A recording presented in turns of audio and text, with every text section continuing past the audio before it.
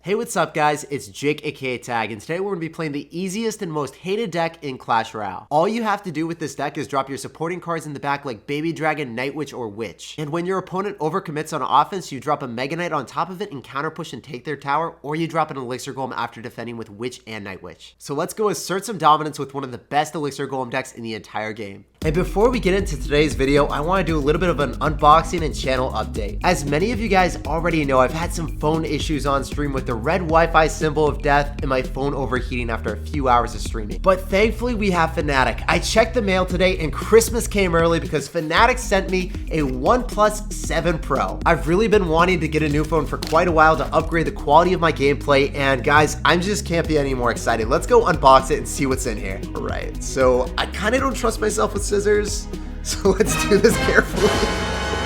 Alright, so we're gonna go break it open right quick, and we're gonna try to get right to the meat and potatoes of the phone. It really does feel like Christmas to me right now. I just can't wait to upgrade my phone and finally get the quality that you guys deserve. So getting right into it, let's see what we got. Juicy red box for us, and the phone in all of its glory. Let's take a look, guys. Never settle, the slogan. Feels good, man. Got plastic right quick. Let's open that up. Oh man, it's just packaged so smoothly.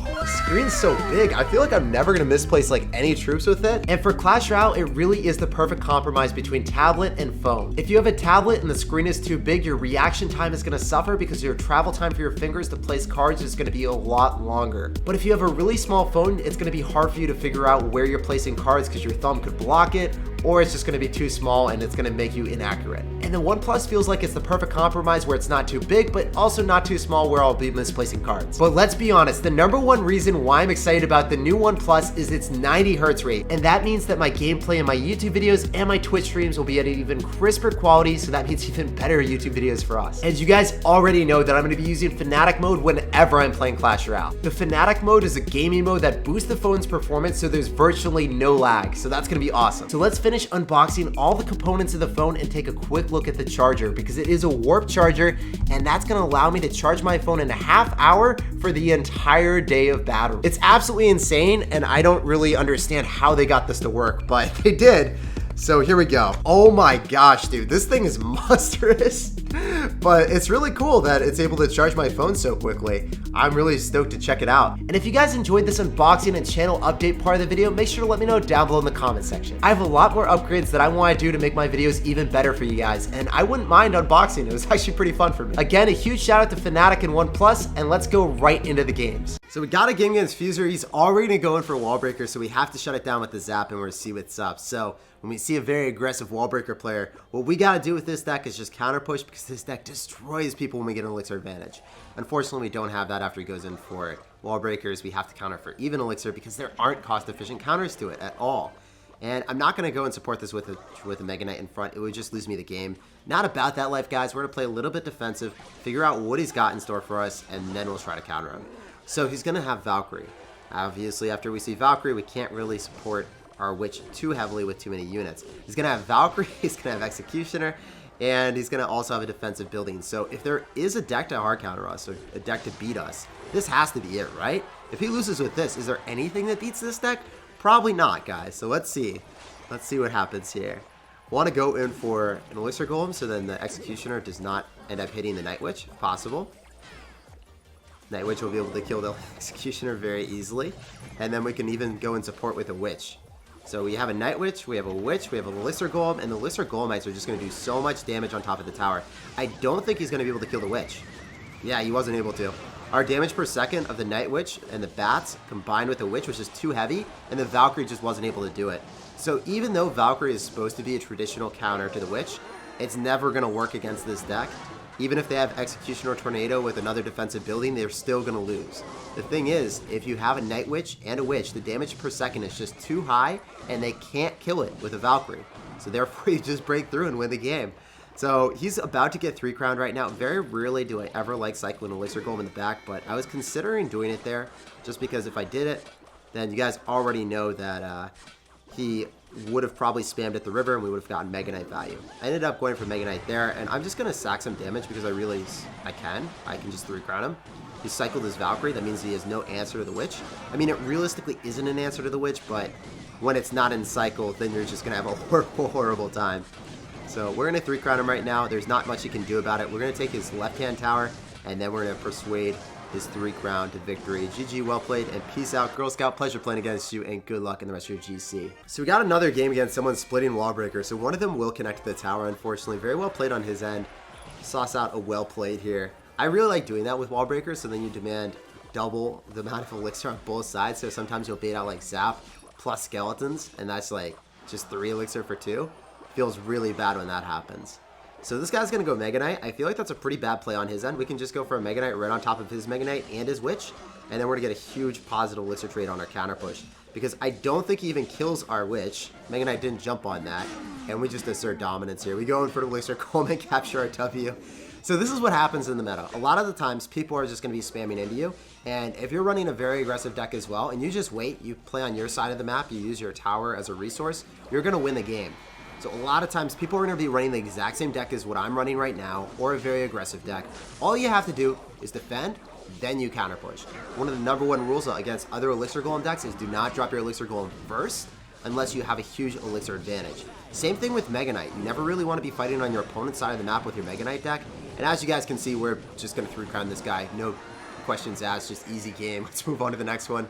And let's keep 3-crowning people with these really easy decks. It's actually really hard to play against Wallbreakers, Elixir Golem, and Witch if you're not using the cards. So until these cards finally get nerfed, I highly suggest you guys pick up this deck, or you pick up the deck that was #1 in the world. If you want to go check that out, it'll be down below as the pinned comment. All right, guys, we got a game, and this guy's already scheming with the Goblin. We're going to have to sauce out a good luck and see what's up. So I really want to counter push. I don't want to make the first play. He's going to go for a Zap, so it's a 2-elixir Baby Dragon. Who says no to a 2-elixir Baby Dragon? Gotta sauce that out. And he's still steadily scheming here with this Mega Minion and Goblin emote. Let's go in for a Night Witch on the right-hand side. And he's going to go in for an Elixir Collector on the side that we want him to. Oh my gosh, this is so good. Whenever they go for an Elixir Collector, you want to go with the same lane as it. Not only if they drop something there, it gives you more poison or spell value, but if you take the right-hand tower, then guess what, guys? I'm also going to start whittling away on top of that Collector, so it's amazing for me. I can't really justify poisoning in that. We're going to keep up the aggression, and maybe we can get a juicy Zap off to kill these bats, so then we can get even more damage with our Witch. And then we also reset the tower on top of the Elixir Golems, and the Skeletons are just going to ravage the tower. So that's exactly what we wanted. Unfortunately, I don't think the Skeletons... yeah, they actually got a couple hits off on the Elixir Collector. Oh my gosh. They say opposites attract, but that Elixir Golem was certainly attracted to that Collector, man. It's just... it's like his long-lost brother. He's like, I gotta go back to where I originated from. I don't know what he's going to do. I feel like he's just going to try to go for a Golem in the back, but in reality, we have a Night Witch and a Witch to just damage down anything that he could possibly want to do. So we're just going to go for a Witch, same lane. We're not going to do anything spectacular. I could go opposite lane with like a Night Witch and an Elixir Golem, but I'd rather not lose the game right now. I do have Poison. I don't have it in Cycle, though. So that is one thing that's a little bit concerning for me. I think we go for an Elixir Golem just to keep our Witch alive. Otherwise, if our Witch dies, I think that we can't really make anything happen here. So I'm going to have to go for a Poison here, probably, just to kill his Night Witch. Our Witch will spawn Skeleton, so we'll be able to distract the Mini Packer for quite a while. And I think his Baby Dragon will die as well if we are able to go in for a Zap here and just kill it. Yeah, just one more hit. That's all we needed. That Zap was spectacular, because if we lost our Witch a little bit earlier there, we wouldn't have been able to defend. I really want to 3-crown this guy, but I know in my heart of hearts that it's just not the right play, guys. Sometimes you have to buckle down and defend. And this is one of those few situations that I can't play super aggressive. Go for a Skeleton, so then we can go and pull that. And then we're going to go Mega Knight right on top of all of his spam. And then also go for a Poison, so then when he drops more cards into it, it's just going to get poisoned out. Also, the bats die from his Night Witch, and we're just chilling. We can go in for our own Night Witch. I could have also alternatively went for a Baby Dragon, so then his Baby Dragon locks onto that instead. But yeah, guys, it's going to be a very easy W. I don't think he's actually even able to defend our Elixir Golem double Witch push here. It's not like he has his own Mega Knight. I feel like you need like Mega Knight with Golem to defend this. Oh my gosh. So you would think that we wouldn't be able to take 2 towers to a 1... You would assume that he would be able to take at least 1 tower here, but this is like complete domination, guys. There really isn't anything that he can do. You would assume that the Elixir Golem would give him some type of counter push potential after destroying it, but we were able to drop it on defense to body block when we didn't have enough Elixir for the Mega Knight. Obviously, Mega Knight Poison is preferred in double Elixir if you can afford it, And that's what we did for the second defense, and then we were able to counter push. But even the elixir golem on defense did not lose us the game when we were in a pretty dicey situation. It was amazing just to soak up shots and allow us to have that witch stay alive. Let's move on to the next game, and let's keep asserting dominance with this filthy deck. So we got a game against Derek. I'm going to sauce out a Zap to open up this game and see if he wants to spam me at the river, because we got the Mega Knight, we got the Supreme Sauce, dude. Oh my gosh. Well, if I had Night Witch, I would just spam the right-hand side right now. Yeah, I'm still going to do it. I'm going to go for an Elixir Golem Night Witch and then just Witch on the left. And then he has to spend all of his Elixir countering this, and then he has nothing to support his Golem. So this is going to be really funny. So he's going to go in for a Baby Dragon. He's going to have to drop more than just that, I assume, right? Yeah, there. He's going to go in and drop a Lumberjack, which isn't going to give him any investment on offense. It's just going to die to the bats. And we basically take the entire tower. No, not basically. We do take the entire tower. I can just ignore the Baby Dragon, and unlike the Elixir Golemites, you can actually ignore the very expensive Golemites from the real Golem. You can't do that to Elixir Golemites, but you can ignore the real Golem, man. It's just absurd to me that that's a thing. I'm going to go for an Elixir Golem on defense, so then we're able to apply some aggression after and just not take damage. That would have all been on top of my tower, guys, and we're not about that life. We're going to go for a Night Witch here to support it even more because we have a Baby Dragon. It would be really bad if we just let that go to waste. Those Golemites are going to get so much damage and soak up so much for us as well. I can go for a Witch to kill his Baby Dragon even quicker. I think we might have just taken out his second tower. Guys, it's weird that I can drop a Witch there and get value from it. We just got Tornado. We got a Lumberjack, so we got 7 Elixir for 5 Elixir there. That was so worth it. And we killed his Baby Dragon, and I'm not convinced that we would have otherwise. Man, this deck is unbelievably busted. So if someone goes in for a Golem, it just shows you the superiority of the Elixir Golem. I didn't even have a good card cycle. I had to cycle to my Elixir Golem and Night Witch, and I was still able to make it happen, guys.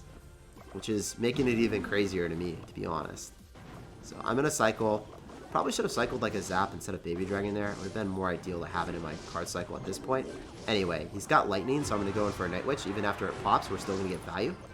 And I want to go in for a Poison, and then I want to go for Mega Knight if possible. So after he Lightnings, we can just still have the Mega Knight alive. We want to pop the Night Witch inside the Poison so the bats die. And then we get some amazing counter push with our Witch. So we have a Witch, we have a Mega Knight, and we have the Elixir Blobs. So the Elixir Blobs are just going to keep everything at a distance, so then we can get another Elixir Golem down. And even if he kills this push, he gets 4 Elixir from it. That's literally his grand prize. It feels like a carnival prize where you're paying like $5 or $10 for a shot to win a stuffed animal that's only worth 3. And there's a very low probability that you even get the stuffed animal. And that's exactly what it feels like, man. I can't think of a better analogy for the Elixir Golem at this point. It's crazy to me that the card is this busted, but it's just so much better than a Golem that there's no point in running Golem at this point. As soon as you go Golem in the back, you get rushed in the right-hand side, and then they're still able to defend the 8 Elixir investment of the Golem. So it's just crazy to me. GG, well played and peace out. I feel like if I had Poison there and Zapped, we would have been able to 3-crown, but I just didn't do that. Hey, we got another game. We're going to sauce out a good luck against Legend. What does he got, man? I really just hope he spams me at the river with wall breakers or something so I can go for Mega Knight and Night Witch. That'd be so funny. Sometimes people do that, and then you automatically win the game. I just can't wait to have that happen to me again. Just go Mega Knight, or you go in for Mega Knight plus Elixir Golem, and it's just hysterical. So I don't have Elixir Golem in cycle here, which is kind of unfortunate. So I'm going to have to poison this, so then the Dark Goblin dies. Then he has to respond even more to the Night Witch. Otherwise, he's not going to respond to it. I could go Elixir Golem in front, but I really don't want to. I don't want to play too aggressive until I figure out what he's got.